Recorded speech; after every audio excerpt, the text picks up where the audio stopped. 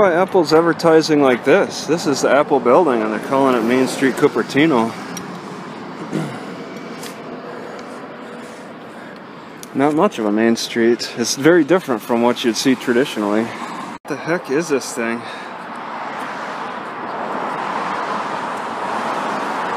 One thing that strikes me as interesting about the difference between China and America is you don't really see those little shops, or specialty shops, where they can put together things in America like you do see in China. I mean, I just recently saw that one video where the guy made an Apple iPhone from parts he could buy in stores in China, and there were just a lot of little specialty stores that could sell individual parts and do like vacuuming and stuff. They have like vacuum chambers, and it's just stores, little stores that are open aired, and you can just walk in. It's like you don't really see that in any major cities in America. Practically all the rap beats can be made on GarageBand for iPad, but it takes that person to define who listens to it, pretty much. It takes the rapper to define who's going to listen to that beat. So a 58-year-old man talked himself into talked the cops into taking him to jail at the library. He was talking about being suicidal, lost his 401k plan, his kids don't know that he's homeless. He didn't drink until 5 years ago. His wife was killed in a car accident. Just on and on. He was swearing. The librarians had to tell him to keep it down. He was talking to somebody on a phone, maybe.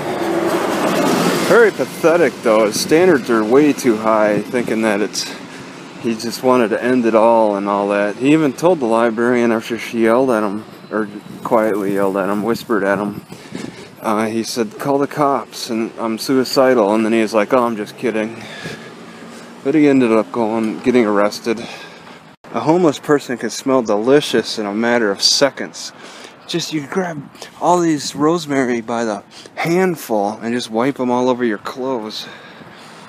For the common grocery store, a kosher food tends to mean no fiber. That's how I'm interpreting it, for food at least. I found a laundromat and I'm thinking I'm gonna go try this soap out there. It's just one big block. It's a brick, so I'm gonna use this file and try to scrape off edges. Just try to get the small of pieces of it as I can, so that it works effectively. But I don't want to use a lot of soap, so that's why I got this. I'm pretty happy to have found it at Lucky. It's lucky to find it.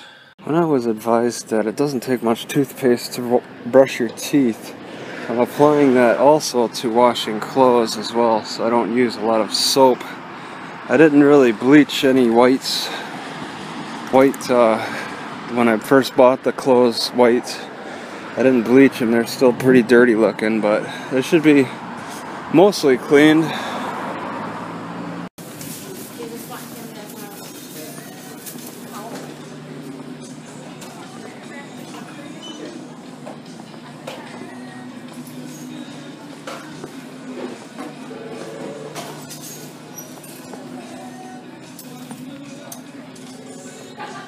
Alright, so it looks like I was able to find a bowl to dedicate exclusively for using my mortar and pestle.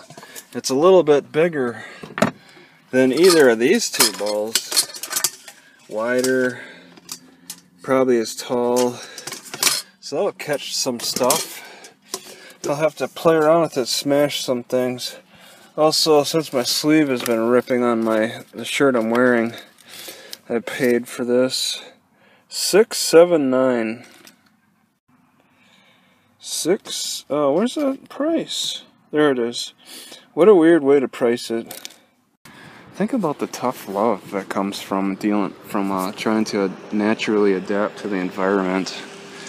I mean, there's people actively putting on protection from the sun, but what about the people that just said, whoever is the toughest that can survive the sun can go on to live. That's kind of the attitude of Africa.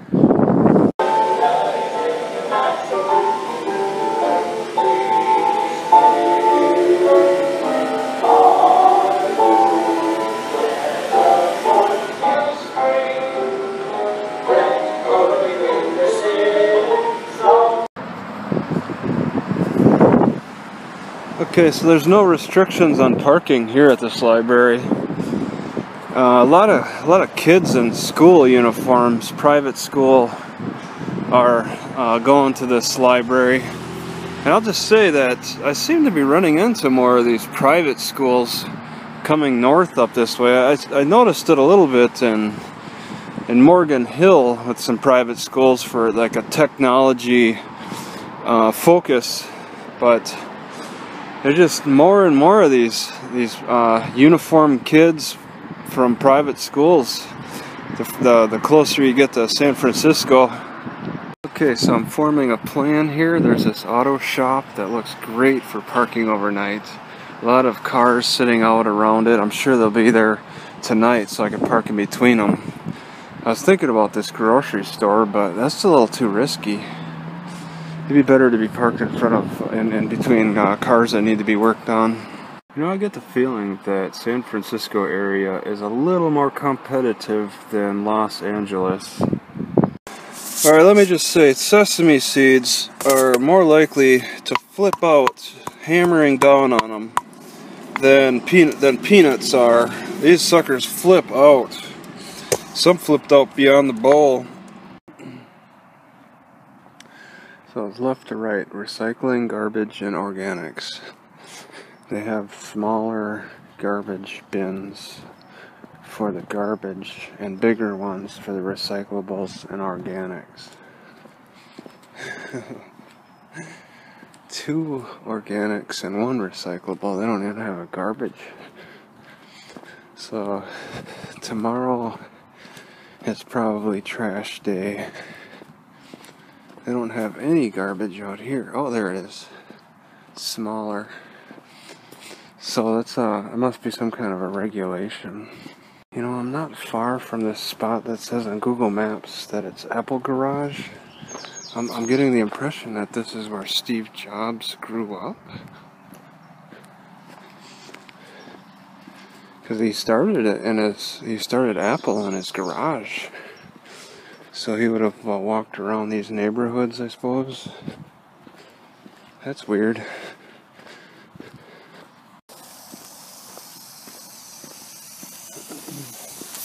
So I'm on Sereno and I take a left on Cristo, or Christ. You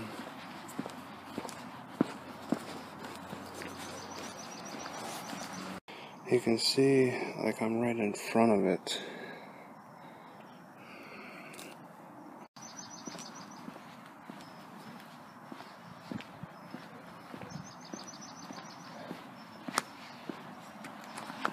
Maybe it's with the one with the no trespassing sign. That would make the most sense. But they don't explain it. They just have no trespassing.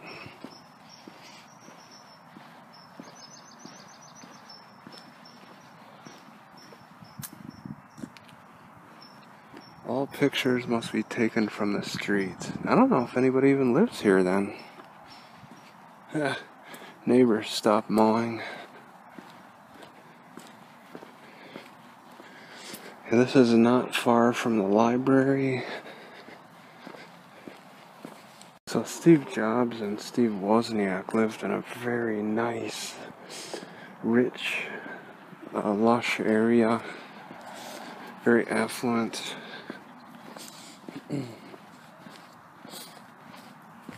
This is Grant and Christ. I wonder if the Woodland Library existed when Steve Jobs was a kid. A lot of those uniformed kids like to go to the library and hang out and talk.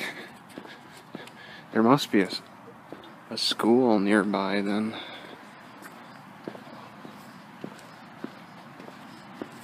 You know, I like to think that little Steve Jobs, little teenage Steve Jobs probably came to this library, but there was no internet. He would have come here for books. And there's probably a pretty good chance that they didn't have real updated books on technology. Alright, so there's people that, if you look at this the site for where Steve Jobs grew up, I guess. Is this where he grew up? People are saying things. You can check it out. It's, what's the address?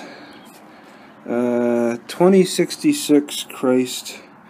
You can look that up and find all that information. No Wikipedia on it though. I've passed quite a few of these important landmarks in European history, and maybe that feel is kind of like maybe just a sense of like there was accomplishment or something, but it doesn't improve my life. I'm still just as poor. So Steve Jobs only lived 11 miles from Stanford, which I believe that's where he went to school for a bit with a girlfriend. I read Steve Jobs' biography, and there's like things that he did that I thought were bizarre. And one of them was when he went to India for like a year. I always thought that was bizarre, but now after being here, there's a lot of Indians, there's a lot of Chinese. I'm thinking he probably talked to quite a few of them who were recent immigrants and helped him understand what it's like, and sold him on the idea of going. I mean, that's just my impression being here.